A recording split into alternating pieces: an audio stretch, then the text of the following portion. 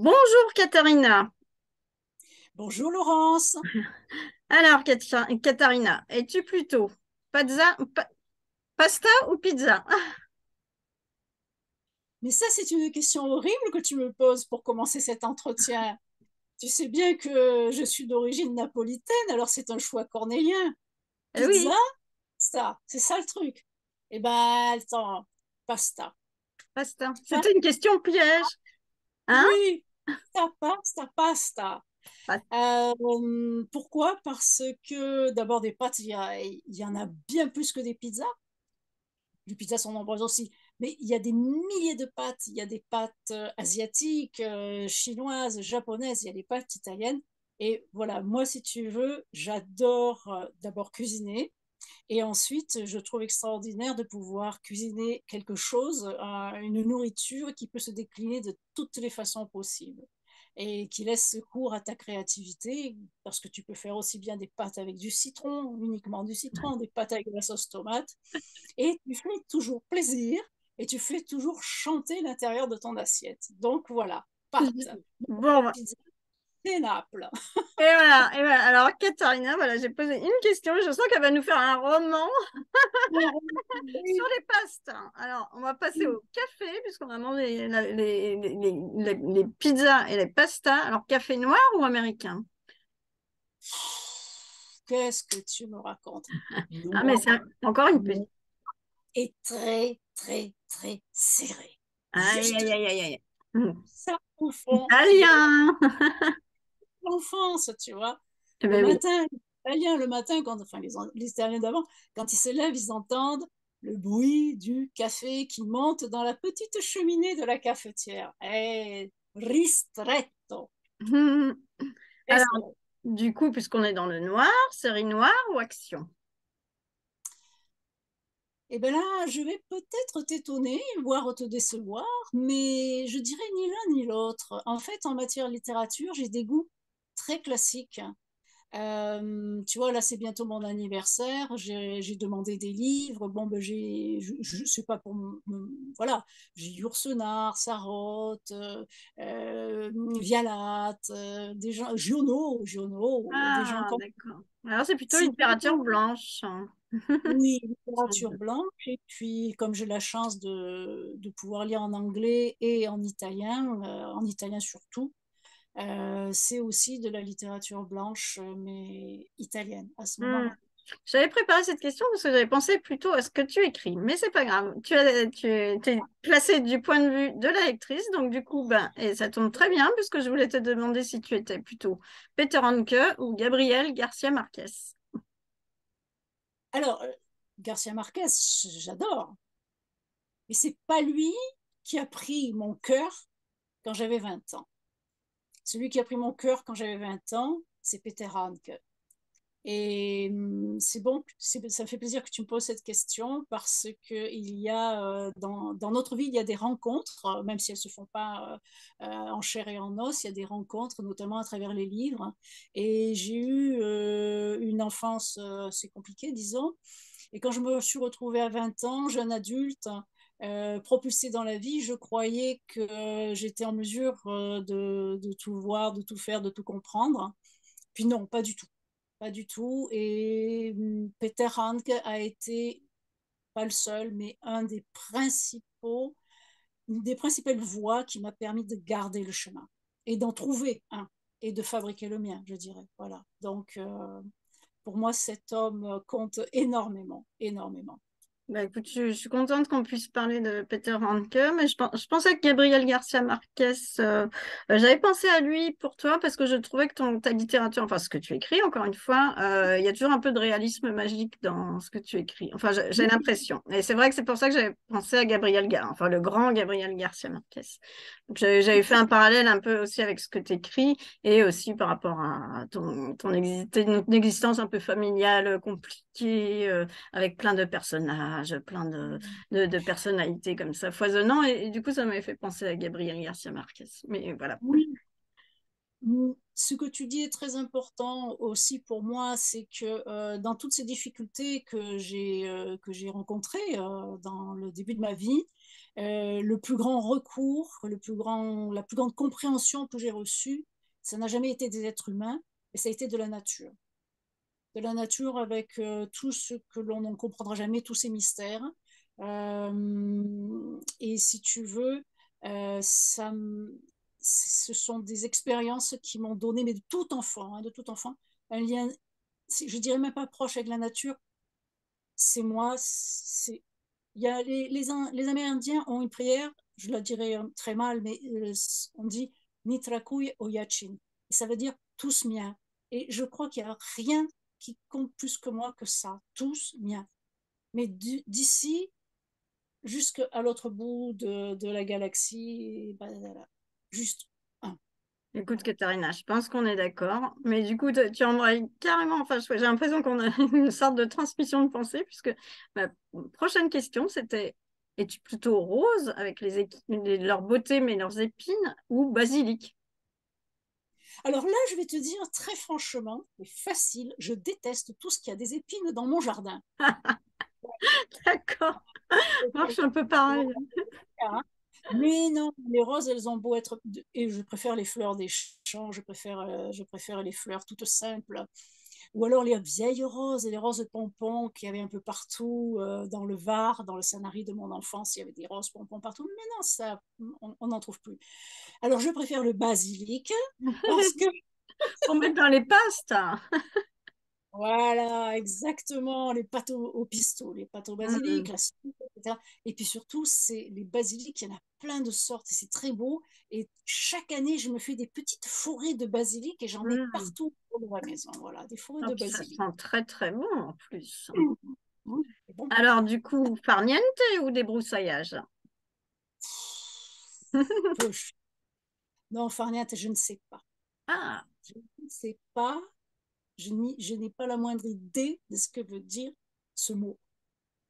Je suis, alors peut-être c'est les gènes napolitains, hein, c'est tout à fait possible parce que par définition et par nature surtout, les napolitains sont des gens hyper actifs.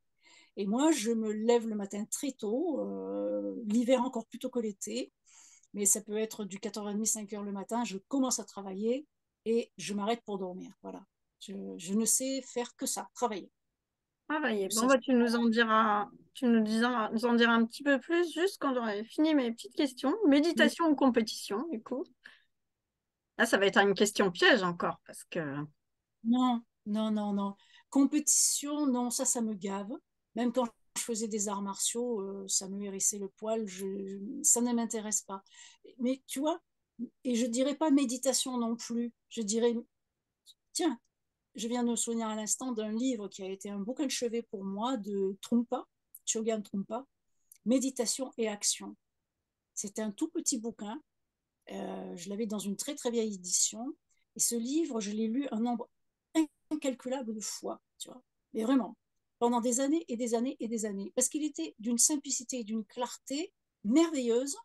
Et justement, il t'encourageait à penser que même dans ton travail, tu peux travailler comme une bête avec des œillères, etc., comme un animal de trait.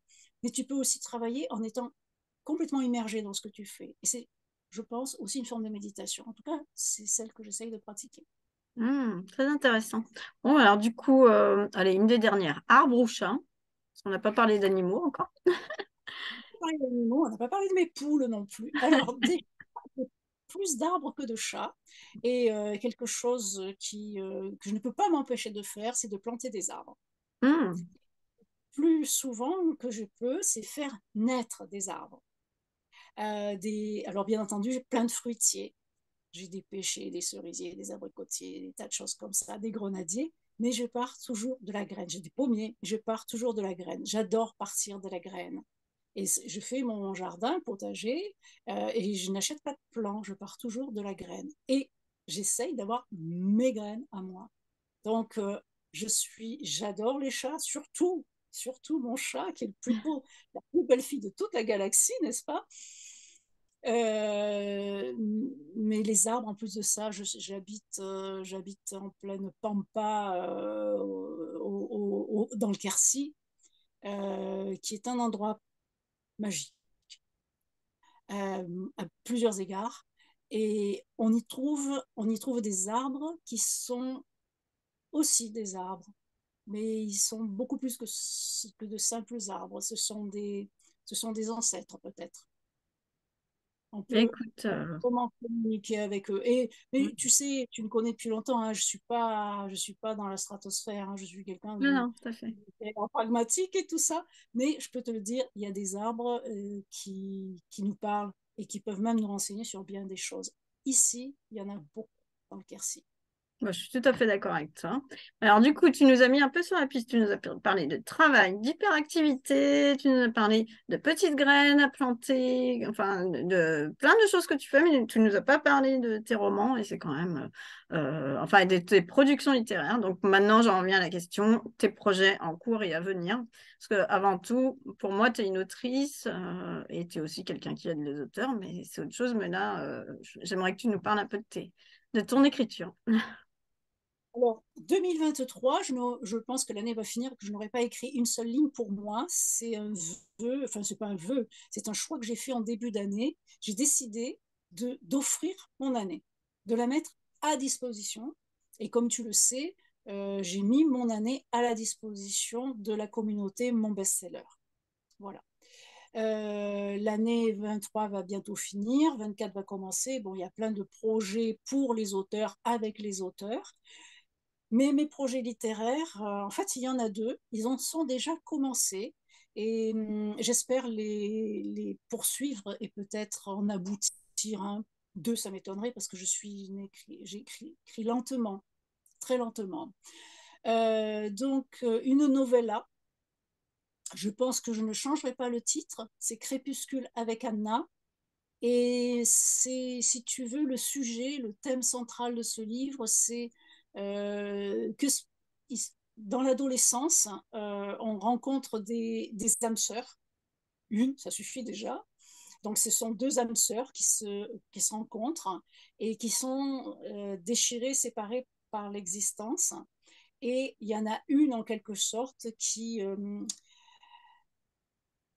ne rend pas le service qu'elle aurait dû rendre à Anna. Et c'est ce qui va faire que Anna va avoir une vie qui sera complètement à l'opposé de toutes les promesses qu'elle avait.